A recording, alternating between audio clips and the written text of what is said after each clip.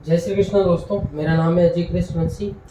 आज हम राजस्थान इतिहास के बहुत ही महत्वपूर्ण टॉपिक राजस्थान जन जागरण में पत्रकारिता की भूमिका के बारे में चर्चा करना चाहते हैं, जो कि राजस्थान के अलग अलग कॉम्पिटिटिव एग्जाम के हिसाब से महत्वपूर्ण टॉपिक समझा जाता है। तो इसको बिना टाइम वेस्ट किए प्रारंभ करते हैं। दोस्तों, भारत का अगर प्रथम समाचार पत्र किसी को माना जाता है, भारत का प्रथम समाचार पत्र, तो भारत का प्रथम समाचार पत्र माना जाता है बंगाल गजट को। बंगाल गजट भारत का पहला समाचार पत्र माना जाता है। इसका संपादक कौन था? इसका संपादक था दोस्तों James Augustus Hickey. James Augustus Hickey इसका संस्थापक था। राजस्थान का प्रथम समाचार पत्र माना जाता है दोस्तों, राजस्थान का फर्स्ट मजहरूल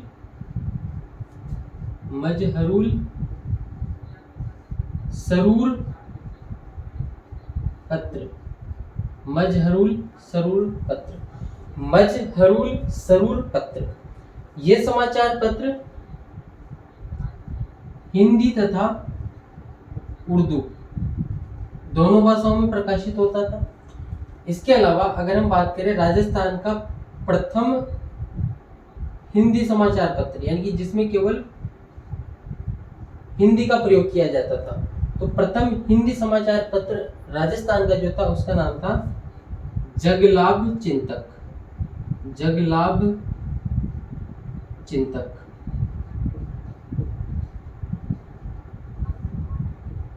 दोस्तों, मेरी जानकारी का जो स्रोत है, जो मैं आपसे विचार साझा कर रहा हूँ, इनका स्रोत है राजस्थान हिंदी ग्रंथ अकादमी की पुस्तक, जो कि भारत सरकार तथा राजस्थान सरकार की ऑथेंटिक किताब मानी जाती है। इसके अलावा माध्यमिक शिक्षा बोर्ड की किताब है। तो अगर आपके नोट्स में कुछ और लिख रखा हो और आप बोलोगे सर हमें तो वहाँ पे ये लिखवाया है और आपने ये कैसे लिख दिया, तो मेरा स्रोत ऑथेंटिक किताबें हैं और आपके नोट्स का मुझे पता नहीं है। मैं ये किसी नोट्स में से नहीं लिखा रहा हूँ आपको। मेरी जानकारी का स्रोत हमेशा ऑथेंटिक किताबें, और मैं आपको भी यही सलाह देता हूँ कि अगर आपको अच्छा करना है एग्जाम में तो हमेशा ऑथेंटिक किताबों से पढ़ाई करनी चाहिए। इसके बाद में हम राजस्थान में पत्रकारिता की भूमिका के बारे में चर्चा करते हैं।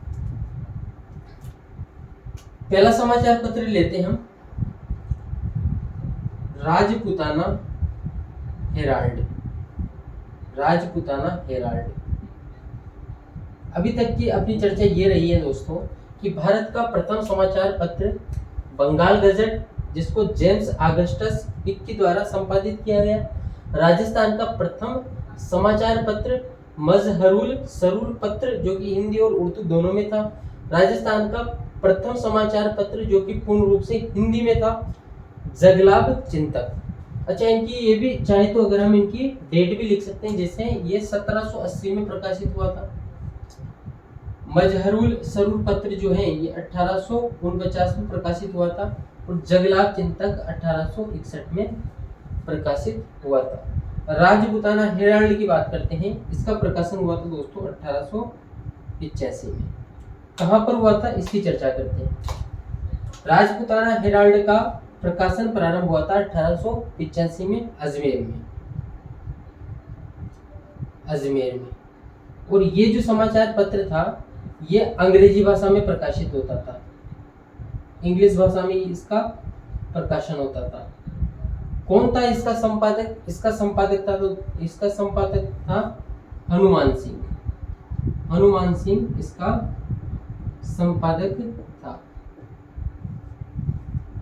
एक महत्वपूर्ण जानकारी, राजपुताना हेराल्ड को राजस्थान समाचार पत्रों की फेहरिस्त में सूची में लोक चेतना का प्रथम समाचार पत्र माना जाता है।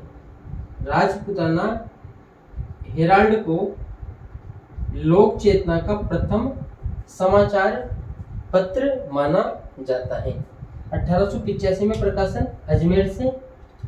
उसके बाद में हनुमान सिंह ने इसका प्रकाशन किया है और इंग्लिश में प्रकाशित होता था। लोक चेतना का प्रथम समाचार पत्र माना जाता है। दूसरा है दोस्तों राजपुताना टाइम्स, राजपुताना टाइम्स।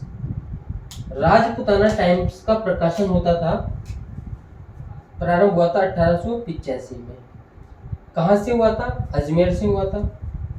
वापिस अजमेर आ जाएगा। भाषा कौन सी थी समाचार पत्र की? तो भाषा थी दोस्तों इसकी अंग्रेजी, इंग्लिश में ये प्रकाशित होता था। क्या महत्वपूर्ण भूमिका रही है राजपुताना टाइम्स की? तो इसने देशी रियासतों की जनता पर जो अत्याचार हो रहे थे, आम नागरिकों पर तथा किसानों पर जो अत्याचार हो रहे थे, उनको उजागर किया इसने। इसमें इस समाचार पत्र की महत्वपूर्ण भूमिका मानी जाती है। इसके बाद में हम एक और समाचार पत्र के बारे में चर्चा कर लेते हैं। इसके अलावा राजपुताना टाइम्स ने प्रशासनिक विसंगतियों के बारे में भी आवाज उठाई थी, यानी कि प्रशासन में किस प्रकार की अनियमितताएं हैं, किस प्रकार की परेशानियां देखने को मिलती है। राजपुताना हेराल्ड 1885 अजमेर, राजपुताना टाइम 1885 अजमेर, दोनों ही अंग्रेजी भाषाओं के समाचार पत्र थे। भारत का प्रथम बंगाल गजट, राजस्थान का प्रथम मजहरुल सरूर पत्र, राजस्थान का प्रथम हिंदी जगलाभ चिंतक 1861। कुछ और समाचार पत्रों की अब हम यहाँ से चर्चा करते हैं।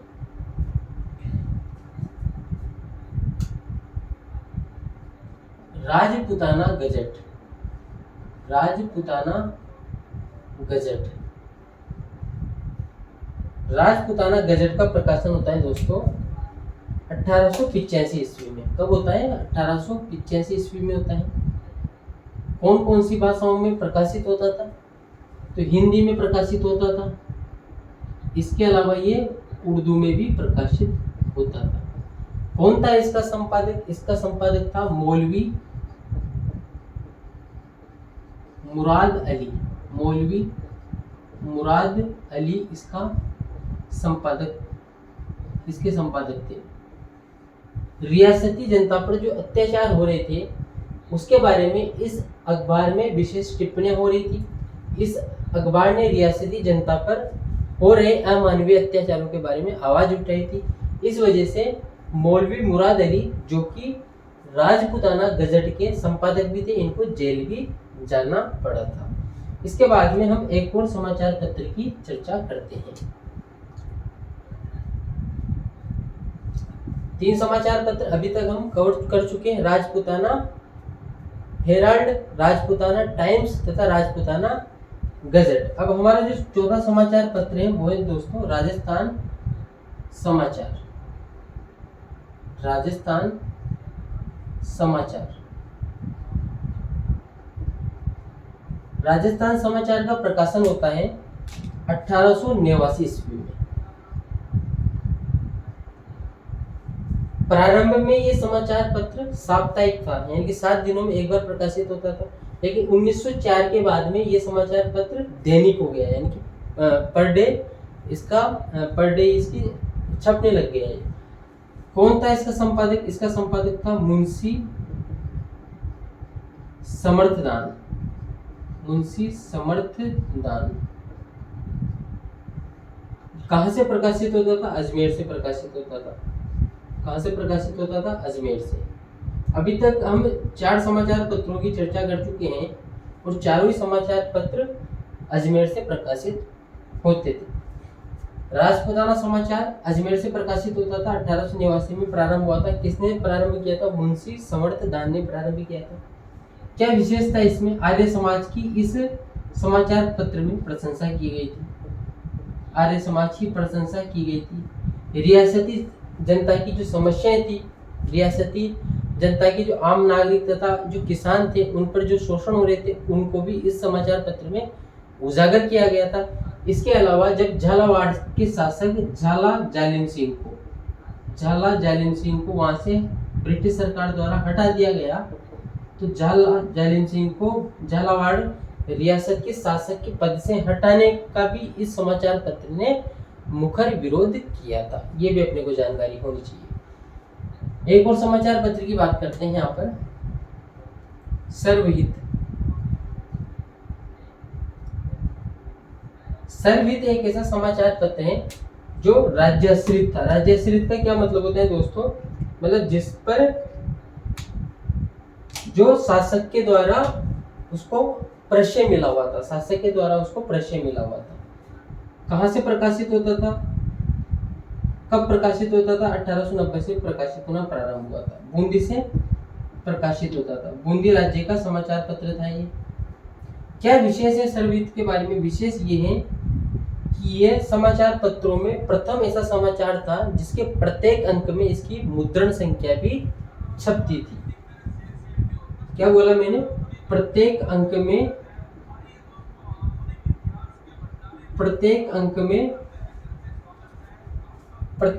में मुद्रण संख्या भी छपती थी। प्रत्येक अंक में इसकी मुद्रण संख्या भी छपती थी। ये इसके बारे में विशेष है। प्रत्येक अंक में इसकी मुद्रण संख्या छपती थी। यानी कि अगर एग्जाम में क्वेश्चन आए कि राजस्थान का ऐसा समाचार पत्र राजस्थान का ऐसा प्रथम समाचार पत्र जिसके प्रत्येक अंक में उसकी मुद्रण संख्या छपती थी, तो उसका नाम है दोस्तों सर्वहित। एक और समाचार पत्र की अब यहाँ पर चर्चा करते हैं जिसका नाम है राजस्थान केसरी। इसके बारे में आप में से अधिकतर बच्चों को जानकारी मेरे ख्याल से होगी, क्योंकि इसकी चर्चा हम इसी चैनल इनविंसिबल पायोनियर इंस्टीट्यूट पर पहले भी कर चुके हैं। जब हमने बिजोलिया किसान आंदोलन पढ़ा था उसके दौरान भी इस समाचार पत्र की हमने चर्चा की थी। इसका प्रकाशन होता है दोस्तों 1920 में। कहाँ से होता है? वर्धा से होता है। वर्धा महाराष्ट्र से होता है। हमें जानकारी होनी चाहिए 1919 में वर्धा महाराष्ट्र में राजस्थान सेवा संघ का कार्यालय स्थापित किया गया था और राजस्थान सेवा संघ के कार्यालय से ही इसका प्रकाशन प्रारंभ हुआ था। इसका संपादक कौन था? इसका संपादक था दोस्तों विजय सिंह पथिक। मैं हमेशा विजय सिंह पथिक को वीएसपी लिखता हूँ। तो विजय सिंह पथिक इसके संपादक हुआ करते थे। इसके अलावा दोस्तों राम नारायण चौधरी, RNC राम नारायण चौधरी इस समाचार पत्र के सह संपादक थे। क्या थे? सहायक संपादक राम नारायण चौधरी इस समाचार पत्र के सहायक संपादक थे। इसके अलावा जमनालाल बजाज ने इस समाचार पत्र के लिए आर्थिक सहायता प्रदान करवाई थी। जमनालाल बजाज सेठ जी, गांधी जी के छठे पुत्र जमनालाल बजाज ने राजस्थान केसरी समाचार पत्र के लिए आर्थिक सहायता उपलब्ध करवाई थी। जब ये समाचार वर्धा महाराष्ट्र से प्रकाशित हो रहा था तो इसका जो ऑफिस था वो ऑफिस राजनीतिक गतिविधियों का केंद्र बन गया था। एक समय के बाद में विजय सिंह पथिक वर्धा महाराष्ट्र से अजमेर चले जाते हैं। विजय सिंह पथिक के अजमेर चले जाने पर इस समाचार पत्र का प्रकाशन किया जाता है। इस समाचार पत्र का संपादन किया जाता है सत्यदेव